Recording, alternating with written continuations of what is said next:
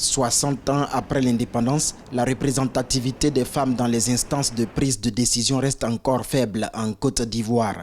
En 2019, les statistiques affichaient 16,32% de femmes au gouvernement, 11,37% à l'Assemblée nationale, 19,19% au Sénat, 7,96% dans les municipalités et 3,3% dans les conseils régionaux. Des chiffres très en deçà de la moyenne de 30% fixée à Maputo en 2003 dans le cadre de la discrimination positive à l'égard des femmes. Et pourtant, les femmes ont toujours été impliquées dans les grandes luttes politiques, sociales et économiques du pays. La raison principale, c'est parce qu'il n'y a pas une réelle volonté politique. Je m'explique. Quand on a une volonté politique, on met des indicateurs de contrôle, on met des programmes de mise en œuvre pour pouvoir contrôler comment nous avançons.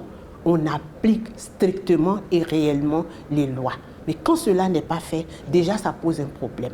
Comme en 1990, en 1995 et en 2000, aucune candidature féminine n'est retenue pour la présidentielle du 31 octobre 2020, le 6e scrutin du genre dans le pays. En effet, 2 femmes ont postulé sur les 44 dossiers reçus par la Cour constitutionnelle. Mais leurs dossiers ont été invalidés par les sages pour insuffisance de parrainage citoyen ou défaut de 50 millions de francs CFA pour la caution exigée pour la candidature. Assez longtemps, nous avons été des spectatrices. Nous avons regardé les hommes. Nous nous sommes dit que les hommes pouvaient nous emmener à un lendemain meilleur. Mais aujourd'hui, on se rend compte que ce lendemain est en train de nous envoyer dans une spirale de violence à laquelle nous voulons mettre un terme. Et j'ai eu l'occasion de le dire, il faut une femme pour donner un visage humain à la politique dans notre pays. Seule femme en Côte d'Ivoire titulaire de la chaire UNESCO aux femmes et pouvoir de décision, ancienne ministre de la Femme, de la Famille et de l'Enfant, Euphrasie Kwasi Yao a à son actif 30 ans de lutte pour l'émancipation des femmes. Elle a reçu une vingtaine de distinctions nationales, continentales et mondiales dans sa carrière.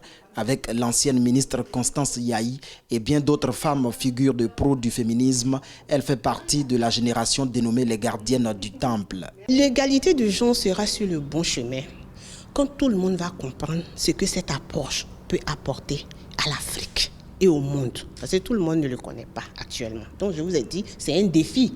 L'égalité de genre sera sur le bon chemin quand nos différents décideurs vont s'approprier les projets modèles pour que ces projets profitent à toute la population, sans exclusion. Dans la nouvelle génération, on retrouve des féministes très engagées comme Pulchéri Balé et Megan Lorraine Bowo. La première a été arrêtée en août 2020 et est actuellement en prison. Elle dénonce un 3e mandat du président Ouattara et a appelé à une marche de contestation. La seconde, Megan Lorraine Bowo, dirige depuis novembre 2019 la Ligue ivoirienne des droits des femmes qui compte 194 membres dans le monde. Formation, sensibilisation, dénonciation sont autant d'activités que mène cette militante engagée, bénéficiaire en 2019 du prix de la princesse Diana en Angleterre. Il y a plein de femmes qui se lèvent aujourd'hui pour porter la cause de la femme partout dans le monde entier, partout en Côte d'Ivoire, partout en Afrique. Et il faut déjà montrer ces femmes-là comme exemple, les prendre comme rôle modèle et demander à ces jeunes filles d'essayer de ne pas se laisser emporter par le moule de la société où on veut leur donner une place qui n'est pas la leur. Il faut qu'elles se lèvent, qu'elles prennent leur destin en main parce que l'Afrique de demain, c'est les jeunes, mais l'Afrique de demain aussi, c'est les femmes qui vont prendre le pouvoir. Lancée en octobre 2019, la pépinière des jeunes filles en politique est un incubateur pour accroître la représentativité féminine aux postes électifs en Côte d'Ivoire d'ici 2025. Initiative d'ONU Femmes en collaboration avec les autorités ivoiriennes, cet incubateur formera au moins 250 jeunes filles sur 5 ans, dont 50 en 2020. La pépinière des jeunes filles en politique travaille également avec 30 organisations de jeunesse. Formation, coaching, mentorat, networking sont autant d'activités proposées à une nouvelle génération qui a davantage soif d'égalité. Illustration faite avec cette formation qui regroupe une dizaine de femmes aspirantes aux régionales, municipales et communales de 2023. Nous pouvons dire que nous sommes prêtes à vraiment faire plus que nos mamans ont fait, en comptant vraiment sur leur appui aussi. Nous voulons influencer toutes choses et nous voulons que tout se fasse avec nous et pour nous. Et c'est nous-mêmes qui devons travailler à cela. J'ai l'habitude de le dire, personne ne fera notre bonheur pour nous. Alors nous sommes prêts à batailler pour arracher notre bonheur là où c'était caché. Au-delà de ça, on ne va pas nier que nous avons besoin de financement si on veut pouvoir mener à bien les campagnes. L'objectif, c'est vraiment d'élargir, d'étendre ce programme à beaucoup plus de jeunes femmes, mais également de l'institutionnaliser. La Côte d'Ivoire en particulier aspire à autre chose.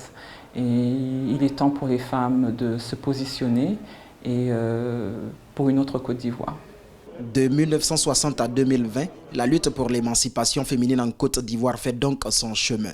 L'une des plus grandes victoires reste l'instauration d'un quota de 30% de femmes dans les assemblées élues, adoptée en 2019 par les parlementaires du pays. Mais le manque de volonté politique dans l'application des lois, la violence en politique, les exigences financières sont autant d'obstacles qui continuent de freiner l'ardeur des femmes dans leur quête d'une réelle émancipation politique.